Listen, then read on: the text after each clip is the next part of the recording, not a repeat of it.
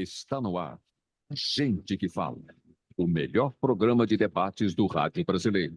Gente que Fala. Tem texto e direção geral do jornalista Fausto Camunho. Gente que Fala. Reúne de segunda a sexta-feira formadores de opinião para discutir as principais notícias do dia. Gente que Fala. Tem o selo de qualidade APCOM. Olá, olá! O programa Gente que Fala está começando pela 365, a sua rádio de todos os dias, imagens da UTV, a TV da internet, nossas redes sociais no ar também, Instagram, Facebook, o nosso canal no YouTube e a retransmissão às 10 da noite pela Rádio Cultura AM 990, de Dois Córregos, no Centro-Oeste Paulista e para outras 20 cidades da região.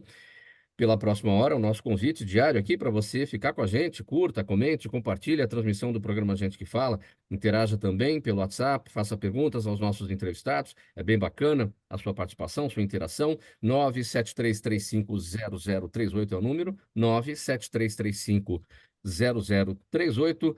Eu sou Mauro Friesman, quarta-feira, dia da gente tratar aqui dos assuntos relacionados com a saúde, com o bem-estar e o comportamento, então vamos colocar aqui em campo os nossos convidados, nossos especialistas, que vão tratar dos temas por aqui propostos, fazer as análises e os debates também.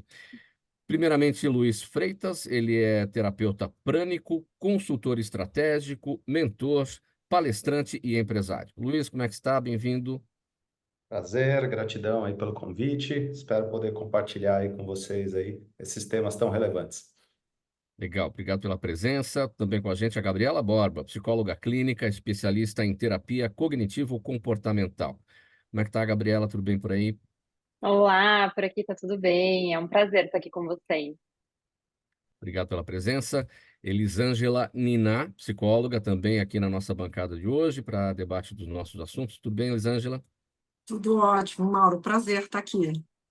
Muito obrigado pela presença. E Leonardo Garcia, ele é CEO da JL Fit. Como vai, Leonardo? Tudo bem?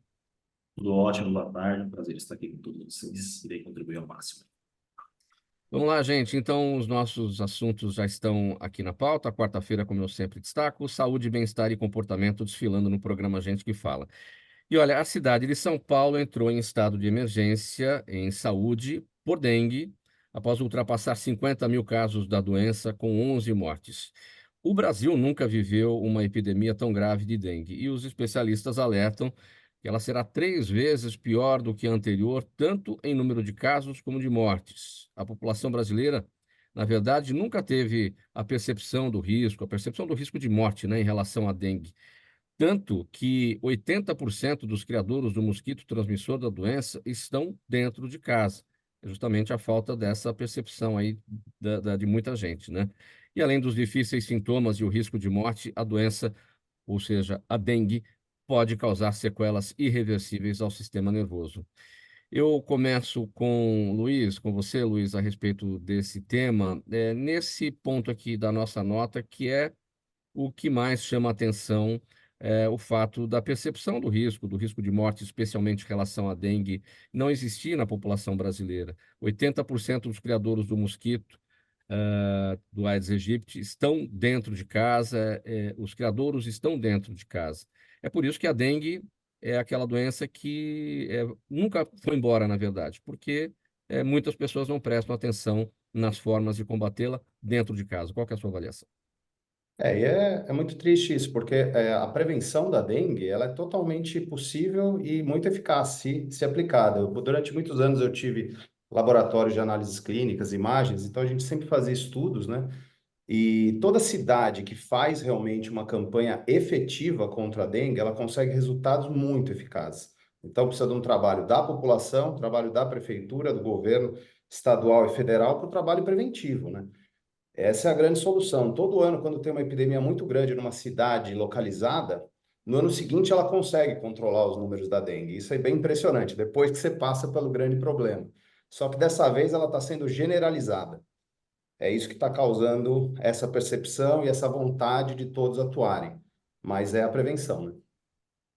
Gabriela, a sua análise a respeito dessa situação, a cidade de São Paulo em estado de emergência em saúde por dengue, não é para menos, os números estão aumentando e a necessidade de cada um fazer o seu papel dentro de casa no combate ao mosquito, né, a partir do olhar, né, sobre os criadouros. É uma visão que vai muito além do autocuidado, né? Tanto de você ter a percepção de cuidado com si próprio, tendo esses cuidados, essas observações dentro do seu próprio lar, e chega a ser também uma atitude empática com o próximo, né? Porque o risco não está só com ela em relação à saúde dela, o risco afeta também as pessoas que estão ali ao redor. Então, é uma atitude que precisa ser revista mesmo por cada um de nós. É aquele hábito das pessoas acharem que o problema é sempre com o vizinho e que o mosquito vai É, ficar por lá, né? Só que o mosquito voa. exatamente, é isso. Gabriela, seu olhar sobre esse tema. Gabriela não, Elisângela, desculpe. Mauro, você falou assim, ó, as pessoas elas não tinham muita noção, né, do quanto poderia ser nocivo, mortal. E eu acredito que esse seja o maior problema. Então, a gente, enquanto humano, já tem essa tendência a não olhar muito para a nossa possibilidade de finitude. Então, quando eu entendo que aquilo não tem um grande risco, eu não presto muita atenção, né? E aí é o que a Gabriela falou, eu acabo não sendo empático nem comigo nem com o outro, né? Eu acabo não exercendo esse cuidado atento. Só que agora, eu acredito que as pessoas talvez tendem a ficar mais atentas, tendo em vista os números de mortes, né? E aí acho que isso vai fazer com que tenha um despertar da gravidade, de fato, né? Enfim, pelo menos é uma expectativa. Enquanto não temos vacinas suficientes, né, para tudo isso, enfim, as pessoas acabam muitas vezes, acho que contando com a sorte, isso aí não dá nada, enfim, acabam minimizando o problema e Não é tão nocivo, né? não é tão nocivo. Exatamente. Leonardo, o seu entendimento. Ficar por último, né? A gente, o pessoal contextualizou tudo e colocou muito bem em todas as situações, né? Eu acho que a gente não consegue olhar tanto para o lado do vizinho, se a gente não conseguir conscientizar toda a população, existe um fato muito relevante que é realmente a prevenção é o melhor remédio. A gente traz esse fundamento muito importante, né? Então, hoje, a gente se proteger, né, justamente tomando suplementos alimentares, vitaminas, são essenciais, né? Foi visto isso foi na nossa pandemia de Covid, né? Então, assim, é preocupante, né? É uma atenção urgente que, né, parte dos governantes e todos tem que acontecer. Porém, hoje, se a gente se prevenir justamente, né, com atividade física moderadas, o uso de suplementos alimentares e vitaminas, os sintomas, eles são um pouco mais leves, né? Então, acho que isso é muito importante, vale ressaltar esse ponto. Para chamar a atenção, né, Leonardo? Porque às vezes a audiência pensa assim, poxa, mas aí vocês estão sempre criticando a população como se nós fôssemos culpados por tudo. Não é questão de imputar culpa a este ou aquele. Todos têm um Sim, papel. O poder público tem um papel, estados, municípios, o governo federal e toda a população, cada um tem que fazer a sua parte. Enfim, como tudo a gente já comentou aqui, acontece dentro de casa, porque os focos estão nos criadouros, em pneus, em pratinhos de plantas, enfim, cabe uma grande parcela a todos nós da sociedade, né? Então, não é uma questão de dizer que a culpa é desse ou daquele, mas é de assumir a sua própria responsabilidade, não é, Leonardo? perfeito, muito bem colocado, sim, assumir a sua própria responsabilidade, mas é que eu falo, né, como ser bem dito por você, o mosquito voa, né, então a gente tem que cuidar, né, justamente da nossa saúde. Eu acho que ajuda muito no combate, né, para não se agravar, tanto que os números crescem muito, né, essa percepção de morte, ela nos causa impacto, né, então, como se a gente suplementar cada vez mais e tá muito bem alinhado com a nossa saúde física e mental, eu acho que os sintomas, né, são muito mais leves. Muito bem, gente. Programa Gente que Fala, edição de quarta-feira, aqui pela 365, sua rádio de todos os dias. Nossos perfis no ar, na All TV, os perfis do YouTube, os perfis do Instagram, do Facebook e o nosso canal no YouTube. Tudo no ar para você acompanhar a nossa jornada de hoje. E temos também a retransmissão a partir das 10 horas da noite, pela Rádio Cultura AM 990, de Dois Córregos, no Centro-Oeste Paulista. O próximo assunto por aqui. As notícias sobre a violência e o abuso contra as mulheres, sejam anônimas ou famosas, ricas ou pobres, o assédio praticado nas ruas e nos reality shows, as disputas familiares em divórcios desastrosos, levantam questionamentos. Por exemplo, por que algumas mulheres entram em relacionamentos ruins e se mantêm nesses relacionamentos, nessa situação por tanto tempo? Para alguns especialistas, a resposta pode estar em crenças limitantes desenvolvidas ao longo do tempo, sem que a pessoa possa perceber que isso está acontecendo. Elisângela, o que são essas crenças limitantes que podem, em certa parte, dar alguma resposta a esses questionamentos? Ou seja, porque algumas mulheres ficam nesses relacionamentos tóxicos e numa situação assim tão duradoura, tão quase que permanente às vezes. Puxa, Mauro, eu gostaria muito de dizer que tem um único fator, né? Mas quando a gente fala em crença limitante, a gente pensa em multifatores. Vamos pensar que essa mulher, ela vem montando uma circuitaria há muito tempo aqui dentro. Na verdade, ela, eu, você, todos nós, né? E muitas vezes a gente recebe instrumentos errados para montar essa circuitaria. E isso faz com que a gente se mantenha em lugares que não, a gente não deveria, que acaba intoxicando. Nos últimos dias, a gente viu aí mulher, né, como a Ana Hickman, uma mulher bonita, que tem o dinheiro dela, dentro de uma prisão emocional, porque, querendo ou não, o que mantinha ela dentro daquele relacionamento era a própria mente dela. Ela mesma falou, eu me via feia, né, eu me achava dependente dele ali de alguma forma, e ela trouxe um histórico, né, de uma circuitaria que foi formada a partir de uma família que tinha relacionamento abusivo. Então, segundo ela, o pai e a mãe, eles viviam uma relação tóxica ali. Então, aquele sistema aprendeu a normalizar, de certa forma, né? Aquela situação se tornou normal. Por mais que eu entenda que é incômodo, que não é correto, mas aquilo foi apresentado para mim por tantas vezes que meu sistema aprendeu a normalizar. E aí que mora o perigo, né? Porque quando ela se viu repetindo uma relação semelhante, o sistema não apitou tanto. Ela conseguiu suportar aquilo, porque afinal ela cresceu dentro de um ambiente semelhante àquele. Eu acredito que agora ela vai ter oportunidade de reproduzir, né, de refazer essa circuitaria. Mas quando a gente fala em crença, é mais ou menos isso. Né? É uma bagagem que a gente recebe inadequada, que faz o nosso sistema normalizar alguns padrões que não deveria, e isso pode fazer com que a gente se mantenha preso dentro de cenários preocupantes. Isso pode acontecer no local de trabalho. Se você tem uma crença ali, às vezes, de pouco merecimento, você pode se comportar de acordo com isso e se manter dentro, às vezes, de um trabalho que é pouco para você, onde não te reconheçam tanto, né? Porque você acredita que aquilo de fato é o normal, é o que deve ser apresentado. Entende? Olha o perigo, Sim, né? perfeito. E é o que o próprio nome diz, né? É uma crença que te limita. Você fica amarrado, você não vai a lugar algum, você fica dentro daquele quadrado porque você acredita tanto naquilo e você não consegue se desvencilhar, não é? Não, infelizmente não. É triste, né? E é muito fácil, às vezes, falar para a mulher sair daquele cenário, mas é mais difícil do que imaginam. A dependência emocional de mulheres que não conseguem justamente sair desses relacionamentos tóxicos, essa dependência emocional está dentro desta caixinha de crenças limitantes? Tá, tá sim. Hum, Pensa nesse cenário que eu falei. Sei lá, a hum. própria Ana Hickman, vamos usar aqui que é um caso público. Ela viveu, né, ali, querendo ou não, uma relação onde aquela mãe provavelmente era dependente emocional daquele pai. Então, assim, ela cresceu normalizando aquilo. Então, esse pai me machuca, esse relacionamento onde o homem machuca a mulher, né, emocionalmente, subjuga, coloca ela num lugar ali de descredibilidade, isso, querendo ou não, é normal, né? Porque minha mãe suportou por tanto tempo, então é como se fosse uma circuitaria que é formada de forma subliminar ali, mas é introjetada. Então, não é que ela teve a apresentação de um relacionamento onde o pai respeitava a mãe, aquela mãe tinha opinião, aquela mãe era tratada com dignidade. Então, assim, de repente aparece um cenário tóxico aqui para mim, o meu sistema já pita, o que é isso? Né? Não tenho tolerância para isso. Só que ela foi treinada para ter tolerância, entende? Durante muito tempo, de maneira contingencial, né? A partir da observação daquele cenário que foi apresentado para ela. Infelizmente, a maioria de nós, em algum grau, vem de apresentações não tão funcionais familiares também, né?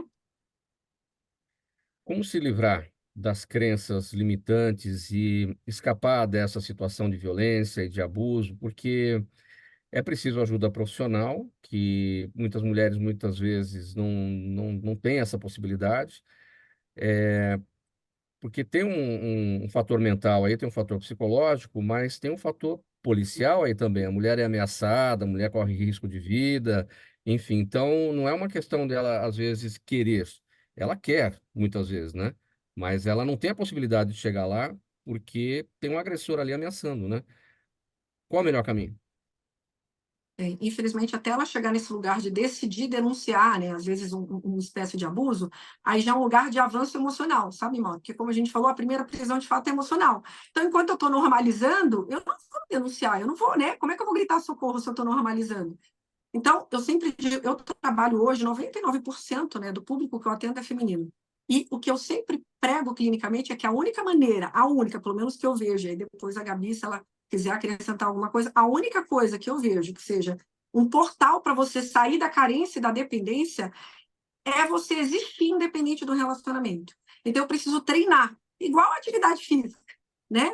Que o Léo, se eu não me engano, é o Léo que estava falando aí, né? Praticar atividade física, você aderir a isso, é um movimento de treino. A nossa circuitaria, ela é formada por treino, né? Hábito é uma questão de treino.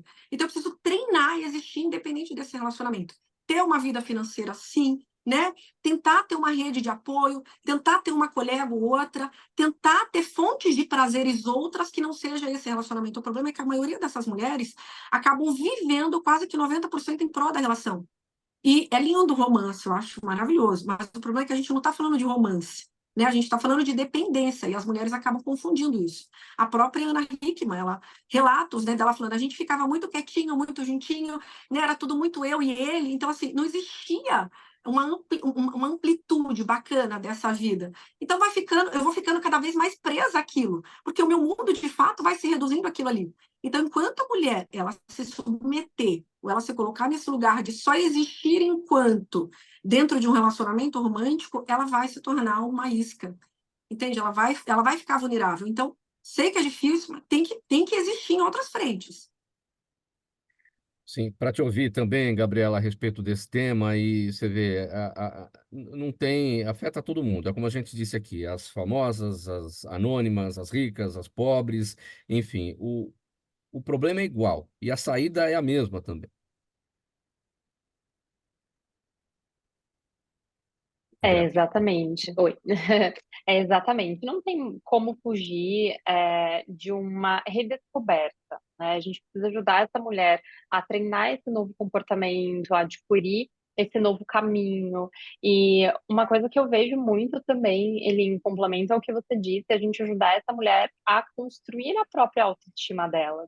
Porque grande parte dessas mulheres tem a autoestima abalada porque grande parte desses parceiros já colocam essa mulher no lugar de pouco suficiente, de pouco capaz de conseguir tocar a própria vida, e ela acredita nisso, né? Somado com essas crenças que foram construídas também ao longo da vida.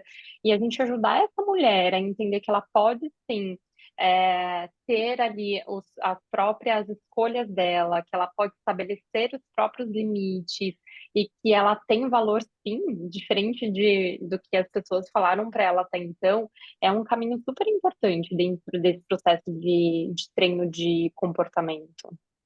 Sim. Luiz, para te ouvir a respeito do papel masculino, né? O papel dos homens conscientes, dos homens de bem, que estão em torno dessas mulheres que estão aí sob violência, sob abuso. eh, Como é que a gente deve agir, né? No seu entendimento. Hoje a gente fica triste por ouvir muitas notícias, mas ao mesmo tempo feliz porque elas estão falando. É a minha percepção, porque no passado sempre aconteceu. Isso não é um problema de hoje, por isso que tem essas crenças limitantes, né? Essa egrégora formada do medo de se divorciar, do medo de sair dessa relação. Mas eu sou um incentivador, como terapeuta também, eu não atendo, né, as pessoas, mas eu dou cursos, né? Eu tento levar essa coragem e essa... Você pode sim ser feliz sozinho, tanto o homem quanto a mulher, mas eu acho que a mulher está muito mais nesse papel, concordo aí com a colocação das maravilhosa dessas duas mulheres, que realmente tem que ter esse papel mental, precisamos sair disso. E falando de energia, essas gravações ficam no nosso corpo energético. O que nosso pai viveu, o que nossa mãe viveu, o que as pessoas falam de uma mulher divorciada, é um absurdo, mas está gravado no nosso sistema, ele tem que ser quebrado. Então, quanto mais denúncias tiver, mais apoio a gente der para todas essas mulheres e os homens terem um comportamento de não crítica. É o momento de quem criticar tem que ser colocado mesmo na parede. Eu sou até meio chato assim com posturas de construção de caráter, porque isso é caráter. Se a pessoa quer alguém ter alguém do seu lado por uma dependência emocional, uma dependência financeira, deve ser terrível. Eu fui casado 18 anos, me divorciei, a gente tem uma amizade maravilhosa, eu e minha ex-esposa. Por quê? Porque não existia isso, não tinha dependência nem emocional, existia uma dependência energética, do convívio, do amor, dos filhos, isso sim, foi difícil esse laço depois, e não acaba, se transformou num amor puro, um amor incondicional. Então, eu dou um conselho aí para todas as mulheres que estão vivendo esse cenário: tenham coragem de fazer esse trabalho dessa mudança mental. E se tiverem coragem, o outro obstáculo, né, que foi colocado bem, a denúncia, realmente existe um risco, mas se você tiver sua rede de apoio, você vai ter bons resultados. Como construir essa rede de apoio, Leonardo? Isso é um tema muito importante, né? Que eu sempre falo muito em debate, em roda de amigos e tudo mais, que as mulheres elas não podem permitir se passar o sinal, né? Os sinais que dizem, né? Então, muito bem colocado pela Gabriela, pela Elisângela. E eu, na posição hoje que estou como CEO de uma empresa, hoje eu toco uma empresa que estamos com 48%, né, de força feminina no sentido aqui. Eu não gosto nem de tratar esse termo, eu não gosto de falar assim, né, existe 48% na empresa de mulheres e tal, porque é algo tudo muito natural. A gente aqui, né, não monta um quadro de funcionário falando se aquilo é mulher ou homem, isso é muito da natureza, a gente faz de forma bem empírica, né? Então, mas só para contextualizar, esses sinais, eu falo muito na nossa área de gestão de pessoas, que pô, nós temos que ser uma rede de apoio para essas mulheres, né? Porque, né, chega a passar 10, 8, 9, 10 horas do dia conosco, então, assim, um desânimo, né? Às vezes um coxo, alguma coisa, que de forma que a gente consegue tratar isso em particularidade e ser realmente essa rede de apoio, que mostrar para elas que a gente está junto em todos os momentos, né? Eu, particularmente, falo que as referências da minha vida são mulheres, né? Então, minha esposa, Jéssica, minha primeira e única mulher da minha vida, minha mãe, minha sogra, são um exemplo de mulheres, assim, que eu falo assim, de coragem, de muita força, de muita determinação. Então, a mensagem que eu deixo é que realmente as mulheres se sintam muito confiantes, que não deixem passar qualquer tipo de sinal, e realmente a empresa, ela é um ponto de apoio, não, ela tem que ser um ponto de apoio para esse tipo desse cenário, e nesse tema tão complexo. Programa Gente que Fala. Quarta-feira, os assuntos relacionados com a saúde, com o bem-estar e o comportamento, aqui pela Rádio 365, sua rádio de todos os dias, AltV, TV da internet, nossos perfis nas redes sociais, Instagram, Facebook, o nosso canal no YouTube e a retransmissão às 10 da noite pela Rádio Cultura AM 990, de Dois Córregos, no Centro-Oeste Paulista e para outras 20 cidades da região. Próximo tema por aqui é o seguinte: olha, na agitação da vida moderna, cada vez mais mulheres têm enfrentado desafios emocionais e mentais que afetam diretamente a qualidade de vida e o bem-estar físico e emocional de cada uma delas, né? E na busca pelo equilíbrio, o autocuidado desempenha um papel fundamental nessa jornada, né, de enfrentamento da sobrecarga emocional, que pode resultar em ansiedade, em estresse e até mesmo em quadros mais sérios, como a depressão e também o burnout.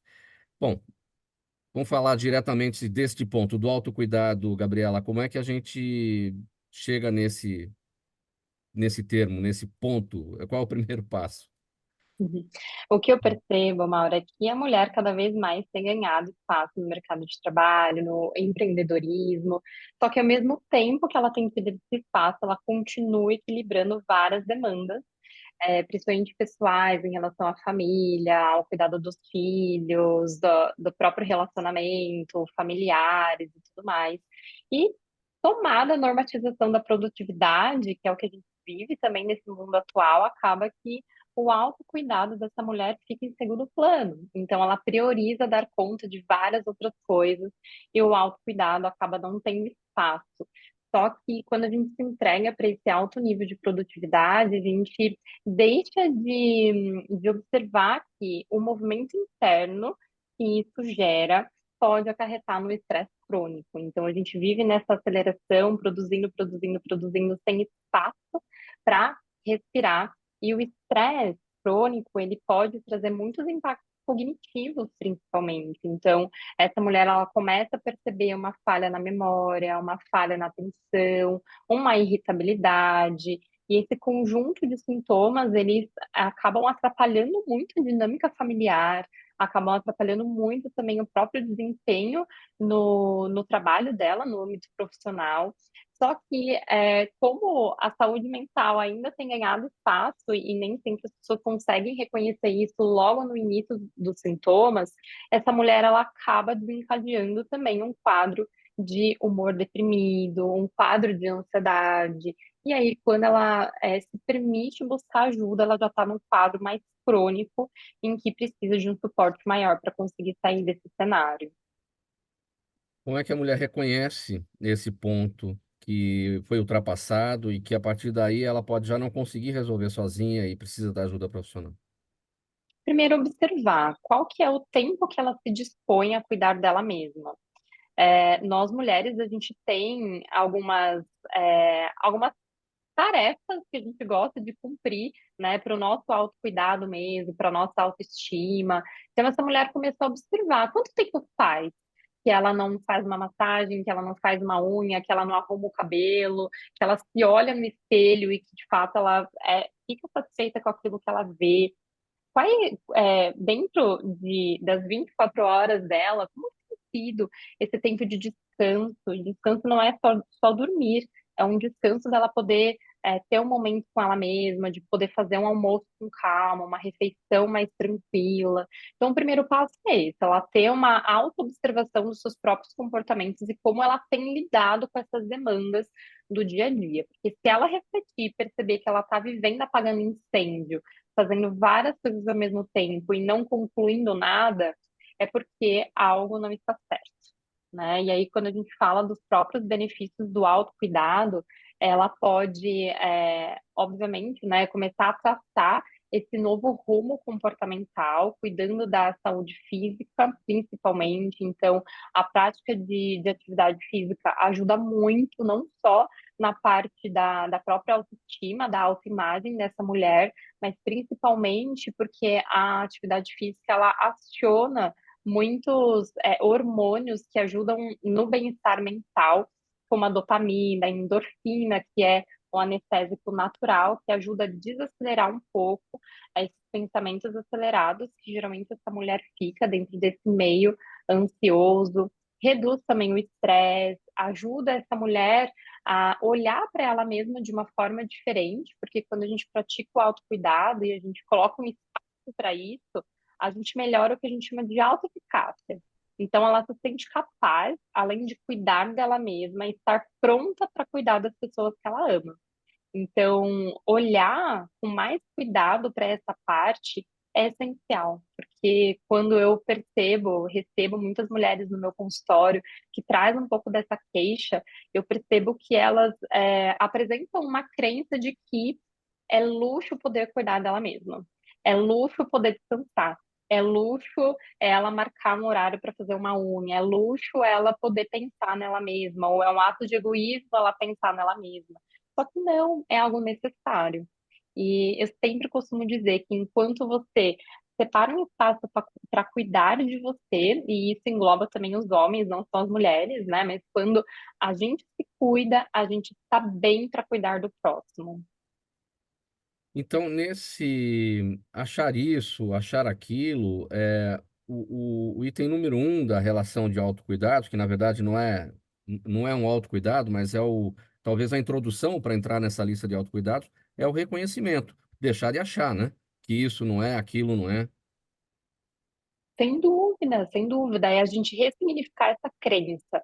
E dentro de uma estrutura terapêutica que a gente trabalha com essa mulher, dentro dessa abordagem comportamental, a gente ajuda ela a quebrar um pouco dessas crenças, né? Fazendo um exercício ali de prós e contras, porque enquanto você acha que algo não vai ser efetivo, você deixa de experimentar algo novo que pode ser muito produtivo, né? Porque enquanto ela está ali tentando produzir, tentando fazer as coisas com a mente sobrecarregada, com um alto nível de estresse, acaba que isso afeta também a qualidade da entrega dela.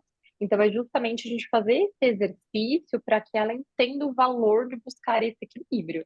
E é justamente ressignificando essas crenças que vêm junto com essa dificuldade de ter uma priorização. Na lista de autocuidados entram os prazeres, né? Os hobbies, aquilo que dá mais satisfação. Isso tudo ajuda a desestressar, ajuda, né, no equilíbrio que a gente está falando aqui, da busca por ele, né? Sem dúvida, sem dúvida. Então, a gente pode também incluir nessa lista não só o cuidado com ela mesma, mas os momentos que ela consegue ter de qualidade com a família.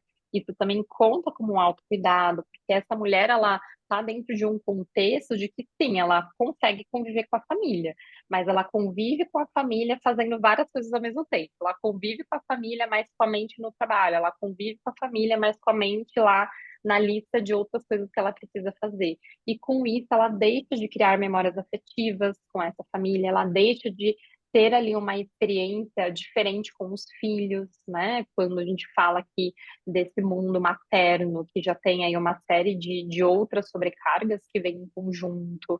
Então, quando ela se dispõe a ter um momento de qualidade com essa família, sem dúvida, a vida fica mais leve também.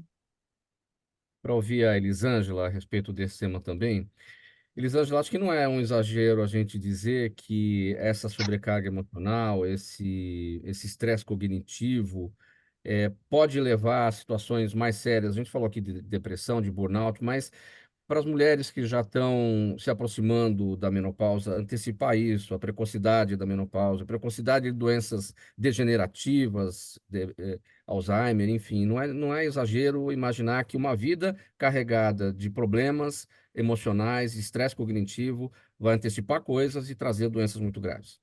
Não, infelizmente não é exagero, Mauro, porque a gente é um ser complexo, né? A gente é um ser integrado. Não tem como eu separar a minha fisiologia do meu emocional. As pessoas ainda não estão acostumadas a entender que tem um cérebro, que tem um sistema nervoso central, mas eu acredito que com a internet, né, cada vez mais profissionais da área, como eu, como a Gabriela, estão tendo a oportunidade de conscientizar sobre o quanto a saúde mental de fato rege tudo, né? Então, a gente acabou de falar sobre o quanto a minha forma de pensar pode me aprisionar dentro de contextos que vão me adoecer como todo. Então, imagina se eu me coloco dentro desse nível exagerado de estresse, como a Gabriela falou aí, onde eu fico o tempo todo só produzindo para o outro, e não proporciono nenhuma zona de prazer para mim. Eu sempre digo assim, ó, o nosso sistema ele tem um fundo, só que isso é muito individual, não tem como eu saber qual é o meu fundo e qual é o seu fundo. Só que o nosso sistema ele apita, ele vai dando sinais. Ah, eu estou exausto, eu vivo com sono, né? Eu vivo irritada, eu vivo... E você vai negligenciando esses sinais porque você vai se desumanizando. Então, querendo ou não, o ambiente, o meio, né, o cotidiano, ele leva a gente para esse lugar de nos desumanizarmos, até enquanto mulher, enquanto sujeito. Mas é importante ouvir esses sinais. Peraí, eu estou muito sobrecarregada. Peraí, eu estou existindo apenas para servir, né? Como é que eu estou sentindo? Como é que eu estou usando essa existência?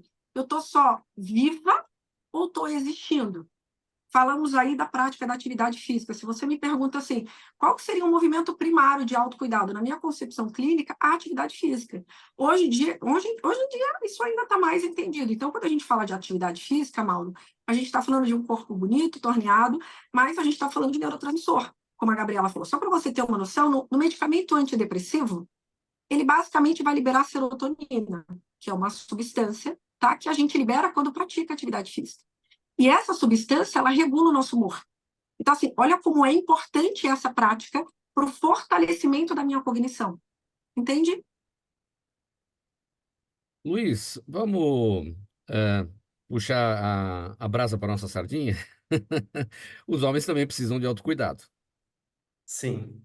E às vezes a gente também esquece, viu? Acho que nem foi colocado ali as mulheres e o sujeito, né? A gente se coloca sempre como segundo plano. Eu acho que essa fugoluta, trabalho, conquista, o mundo muito competitivo faz a gente criar tudo isso, né?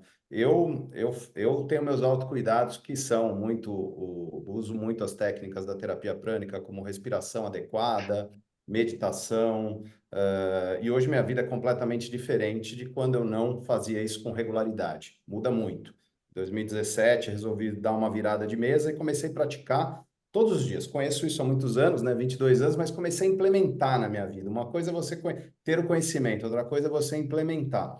E a diferença é perceptível. As pessoas falam, pô, você está mais calmo, hoje qualquer assunto que você aborda, você olha com outro olhar, você não chega tão estressado em casa, os filhos percebem, a pessoa com quem a gente convive e ama, nossa companheira percebe, é notório, é notório. Esse autocuidado vem muito de você ter seu hobby, você ter seu esporte, você falar, eu sou importante.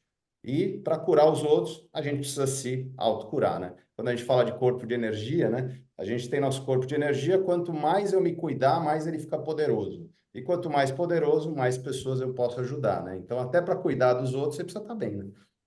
É. Leonardo, e os autocuidados masculinos?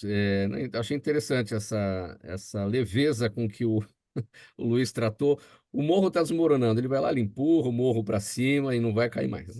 Fazer, né? Não é? Muito bom, fala, Leonardo.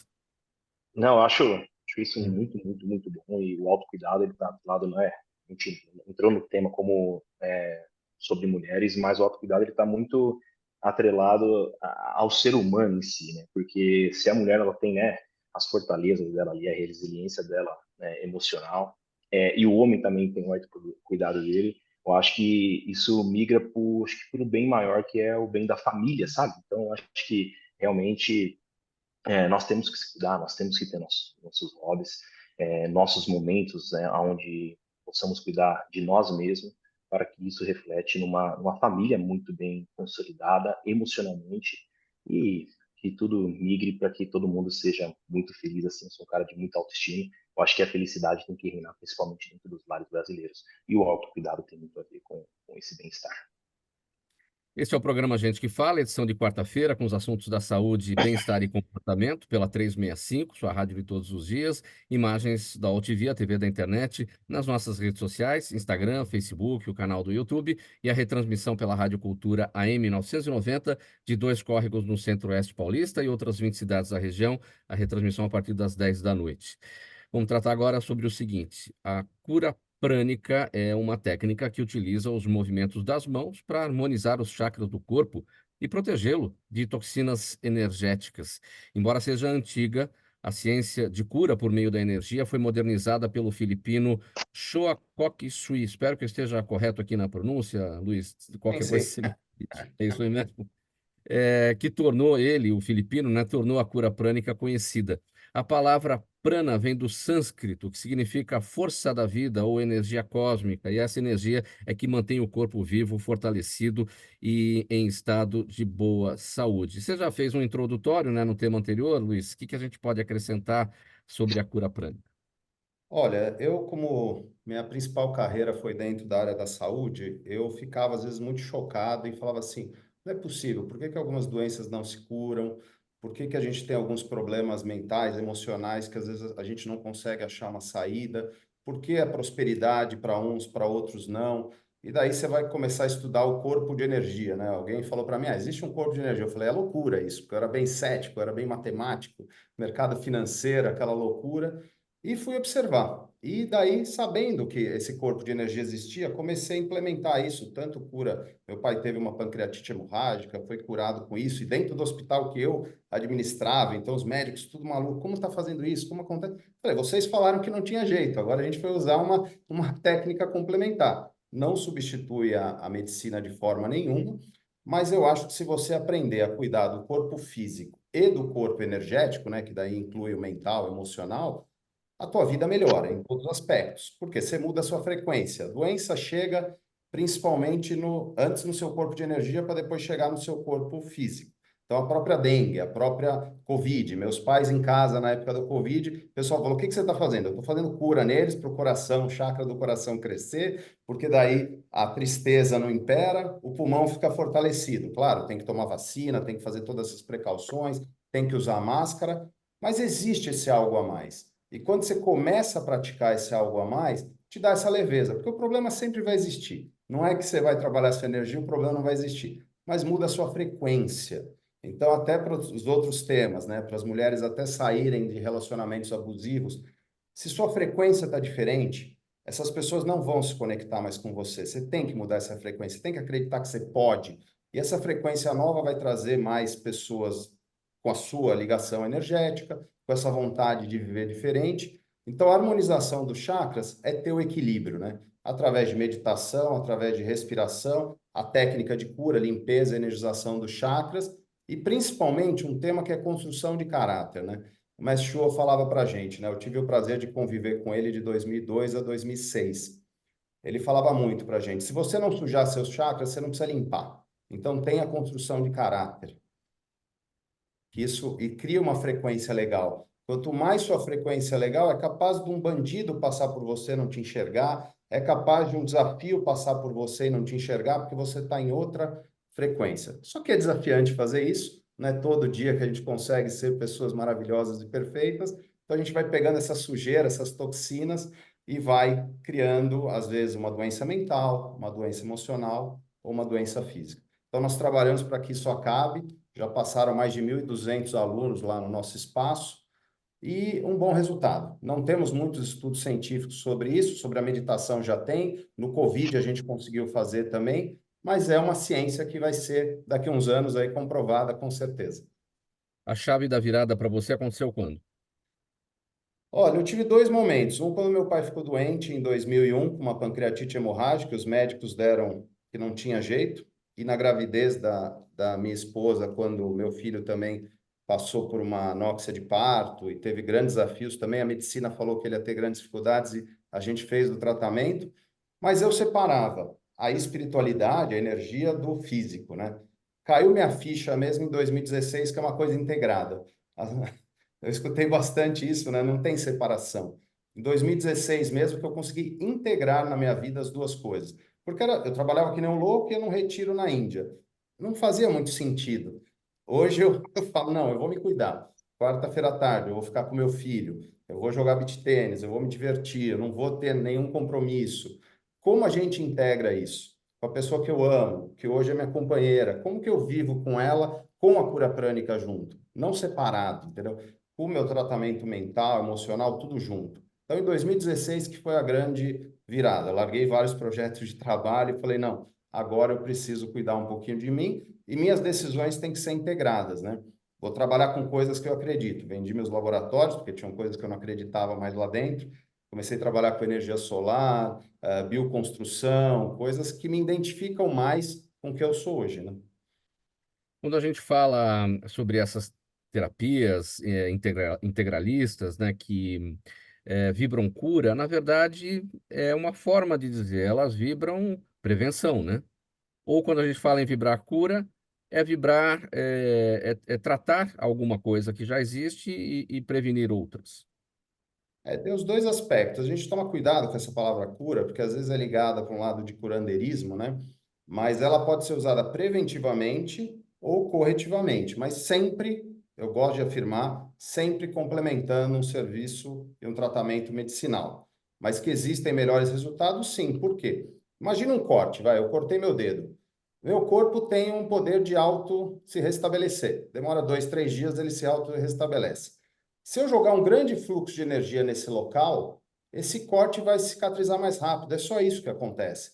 Então, você trabalhando a energia do seu corpo, ele vai se regenerar mais rápido. É só isso. Então, a cura prânica pode ser preventiva, para fortalecer seu campo de energia para que a doença não chegue, como ela pode ser corretiva também. Eu fiz vários exemplos, ninguém vai querer se cortar ou ter uma queimadura, né? Mas é o mais perceptível a olho nu, né? Que eu brinco, né? Você lá está com o corte, começa a fazer a cura prânica ou numa queimadura e você vai ver que em vez de 2 dias, regenerou em 6 horas, 8 horas. Mas não é que aquilo já ia acontecer no tratamento padrão. Só você antecipou o processo de cura por causa do tratamento. Isso com regeneração de órgãos e doenças até bem complexas, viu? É surpreendente. Eu prefiro, só o que tem estudo científico eu gosto de colocar, mas eu me surpreendo a cada dia com os aspectos de cura também corretivas, não só o preventivo. Quais são as principais queixas que chegam até você, enfim, das pessoas que te procuram, além de cortes e queimaduras? Olha, hoje, infelizmente, as principais dores são emocionais e mentais. Infelizmente, pós-Covid, pós-pandemia, as pessoas vêm se queixando cada vez mais de depressão, ansiedade, burnout, e por incrível que pareça, a cura prânica consegue ter uma eficácia bem legal nisso, porque processos de respiração adequada, meditação, Isso tem muita prova e muito estudo científico que tira daquele estágio mental. E as formas pensamentos, né? Milhões de formas pensamentos aqui. Quando você aprende a limpar essas formas pensamentos, o teu coração acalma, a tua alma acalma, mas as principais queixas hoje são dos aspectos de doenças mentais. E não tem prazo para você usufruir disso. Por exemplo, não é como um remédio. Um remédio eu tomo uma semana que vai resolver o problema. É um estado permanente, é uma filosofia de vida, não é isso? Sim, eu vejo pelos meus filhos, a gente usou muito pouco remédio na vida, mas quando precisou foi usado. Mas quanto mais você trabalhar, mais seu corpo de energia se fortalece, mais seus chakras se equilibram. Mas às vezes é surpreendente, tem pessoas, que cada um é um, né? Tem pessoas que começam o tratamento em questão de 2 semanas já vê resultado, tem pessoas que nem depois de 6 meses. A gente às vezes tem parceria, né, com alguns psicanalistas ou outros profissionais da área que às vezes têm situações de depressão crônica, né? Que falam, olha, não tem mais o que fazer, é só tá, estamos levando, não tem mais situação. E daí a pessoa dá um estalo e melhora. Ou faz um tratamento de 2 anos e não acontece nada também. Tá? Então não existe falar assim, é uma garantia que. Não, é um processo de vida, você tem que você fazer sua parte. É muito uma mudança do pensamento. Sua energia vai aonde seu pensamento se dirige. Então, se você fica conectado ao problema e as formas pensamentos te levam para aquela situação, não, é muito difícil um terapeuta, uma técnica ou a medicina te tirar daquilo. Você sempre volta no problema e fica colocando energia no problema, né? Então, é um estado de espírito. Você tem que trabalhar continuamente, depende muito de você. Elisângela, estamos falando das doenças da alma, né? A psicologia tem um olhar sobre isso tudo, né? Tem sim. Eu não entendo muito sobre a área, mas eu gostei porque ele falou assim, ó, tem que mudar a frequência, né? O tal do eu posso. Então, de alguma forma, pelo que eu entendi, tem um foco aí em reestruturar padrões de pensamento. Então, querendo ou não, aqui, né, do meu lado, também atua aí numa abordagem mais cognitiva comportamental, e é exatamente essa a estrutura que a gente ataca. Então, a forma que eu penso, né, a circuitaria que eu formei, vai determinar como eu me comporto diante do mundo. Então, pelo que eu entendi, o que foi dito aí é que, de alguma maneira, isso é atacado, né? Eu não entendo quais são as estruturas utilizadas para ressignificar essa circuitaria, mas eu penso que se fizer bem, né, se o sujeito obtiver ali melhoras, ué, tá tudo certo, né? Em algum grau, quando o paciente chega aqui, seja o que for que ele traz, seja no âmbito da espiritualidade, seja o meu papel ético, né, dizer, isso é correto ou isso não é correto. A ideia é, isso está fazendo sentido para você, né? Isso está trazendo benefícios, principalmente dependendo do grau de adoecimento do sujeito. Então, eu acredito que tudo que for para trazer saúde, obviamente, né, que não coloque o sujeito em risco, é muito bem-vindo. E eu gostei porque me parece que mexe, né, ou trabalha, se eu visa aí, mexer um pouquinho nessa circuitaria, nesses padrões de pensamento, que é importante. Gabriela, para usar um termo da moda, né, o mindset, né, você mudar, quando eu imagino isso, né, quando o Luiz fala de mudar de frequência, ou seja, mudar o mindset, mudar o seu pensamento. Ouvindo o Luiz trazendo essas questões, eu percebo o quanto que é compatível com a área da psicologia, né? Essa forma de tratamento, afinal de contas, dentro da cognitivo-comportamental, da DBT, que é outra abordagem também que lida com casos graves, que tem ideação suicida, comportamento autolesivo. Uma das primeiras práticas que a gente ensina a esse paciente é a respiração diafragmática, é a meditação, porque quando a gente consegue é, lidar com os nossos pensamentos e quando a gente consegue trazer uma calmaria através da nossa respiração, a nossa interpretação sobre o mundo ela muda, né? A gente diminui aquela aceleração, a gente diminui aquele caos mental e mais pronta essa pessoa tá para conseguir reestruturar esses pensamentos que trazem muito prejuízo. Porque os nossos pensamentos, eles estão ali, a gente não controla, eles são automáticos, a gente querendo ou não, a gente vai pensar. Mas a forma com que a gente lida com esses pensamentos é o que a gente precisa ajudar esse paciente a construir. Então, eu percebo que são áreas que se conectam e, de fato, o nosso corpo, a nossa mente, o nosso espírito, né, a espiritualidade em si está tudo completamente interligado e a gente precisa valorizar isso nos tratamentos. Muito bem, Leonardo, vamos falar sobre o seguinte agora, o próximo tema do programa Gente que Fala. A JL Fit, que é uma empresa fornecedora de suplementos alimentares, vem usando uma estratégia focada em comercializar seus produtos pelos canais farmacêuticos no interior de São Paulo. E com isso, algumas importantes cidades paulistas lideraram ou lideram, né, a lista das que mais consumiram creatina e whey protein em 2023, promovendo uma disputa direta entre as farmácias e os body shops.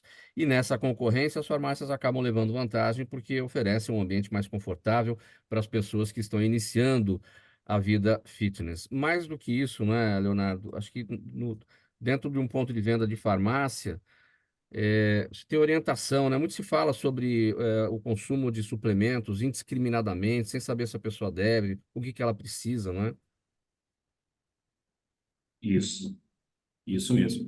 Eu falo que, né, quando eu, junto com a indústria, tivemos o objetivo de levar essa suplementação para dentro do canal farmacêutico, né, ele foi muito no intuito de trazer a credibilidade do farmacêutico, né, na indicação para o cliente correto, né. Então, hoje se fala muito em creatina, né, um exemplo que eu toco muito em reuniões, né.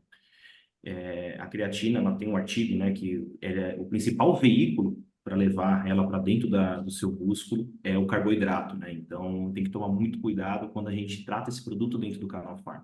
Então, as indústrias que nós que trabalhamos hoje, ela tem muito cuidado de fornecer somente creatina pura, né? No caso, uma Integral Médica, que é líder de mercado hoje. Ela não coloca, associa nenhum tipo de carboidrato, porque 47% do público da farmácia, tem diabetes, né? Então, ela é uma creatina pura. Então, de que forma que a gente leva a informação para o farmacêutico, atendente, balconista, que são pessoas realmente que fazem, né, até na pandemia, serviu de muitos momentos ali o principal ponto de apoio, né, para toda essa galera, de que forma que realmente ela vende o produto correto para o cliente ideal, ali, sabe? Sem forçar nada e sem ter aquela famosa empurra-terapia.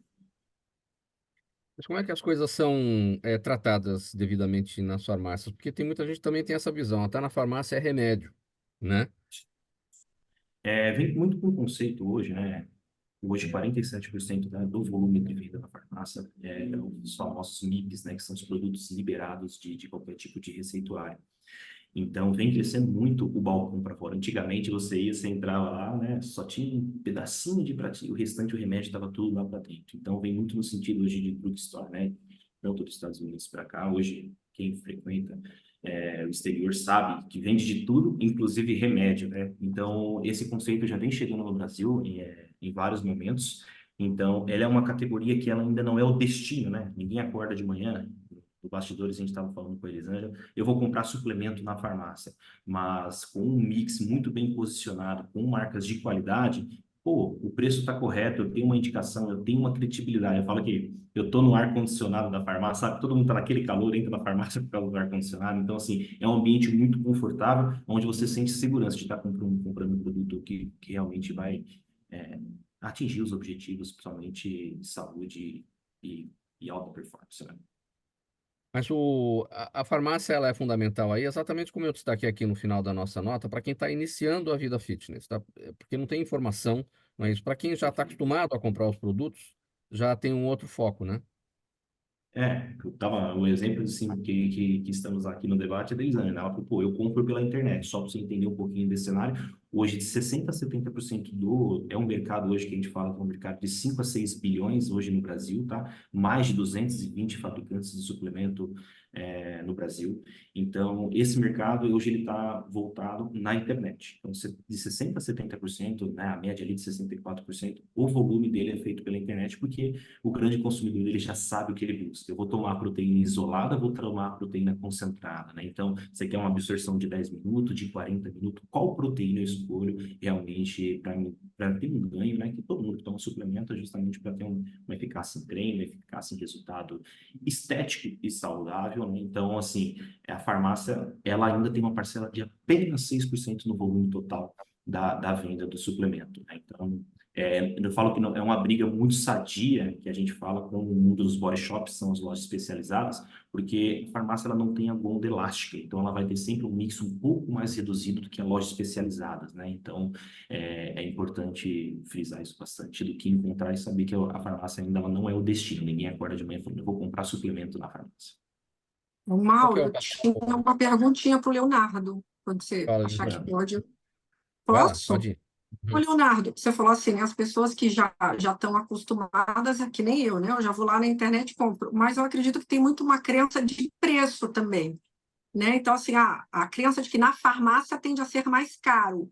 Isso confere, não confere? Porque a percepção que eu tenho de consumidora é de que nas lojas especializadas o valor acaba sendo mais em conta ali por algum motivo. A farmácia a gente sempre pensa em algo mais caro, né? Que tem um valor, enfim, diferente. Isso bate, é isso mesmo? Eu falo assim, né? Eu, como um bom gestor comercial, falo que preço está muito atrelado ao valor que pode oferecer, né? No sentido de existe hipercalóricos e proteína. Então, se você está no conceito de eu preciso emagrecer, ganhar massa muscular e for na internet comprar um produto que é um hipercalórico, você só rasgou dinheiro e pagou R$ 60, sabe? Então, assim, se você for na farmácia e ter uma informação precisa de que aquele produto que você está consumindo é para o seu ganho e é para atingir seu objetivo, independentemente do valor, né? Trouxe o resultado saudável para a Elisângela, eu tenho certeza que ela vai ficar muito feliz, independentemente do valor que ela custou, porque realmente o valor está na operação, sim, no resultado que você teve. Entendeu? Ô, Leonardo, Entendi? fala, Gabriela, alguma coisa mais? Elisângela, desculpa. Não, não. Não? Leonardo, é claro que o comprador ele vai ter que estar sempre bem orientado em relação à necessidade dele, para que ele não compre suplementos indiscriminadamente e venha a sofrer alguma consequência por comprar coisa errada e consumir coisa errada. Para falar do papel da indústria, para falar do papel dos fornecedores nessa orientação, como é que vocês trabalham isso? Isso é muito importante, né? Aí, pegando um pouquinho do gancho do tema da Elisângela, a JL hoje ela é uma frente, né, muito importante dentro do mercado, por isso que a gente se tornou líder no segmento de suplementação dentro do canal Farma. A indústria encontrou a oportunidade de que forma a gente vai conscientizar o comprador e os atendentes realmente a fazer uma compra correta e oferecer para o público correto. Então, hoje, né, puxando um pouco para o lado da JL que se fez ela se destacar no mercado, hoje a gente tem antes de qualquer tipo de ação dentro de uma farmácia, vai um profissional nosso, uma nutricionista, um analista de treinamento, para realmente conscientizar esse público, né, o que vender, o que oferecer, e além disso, o que realmente comprar para cada determinada região, né? Então, a gente tem uma proteína hoje que custa R$ 280, que é uma proteína isolada, e uma proteína, um blend que custa R$ 60.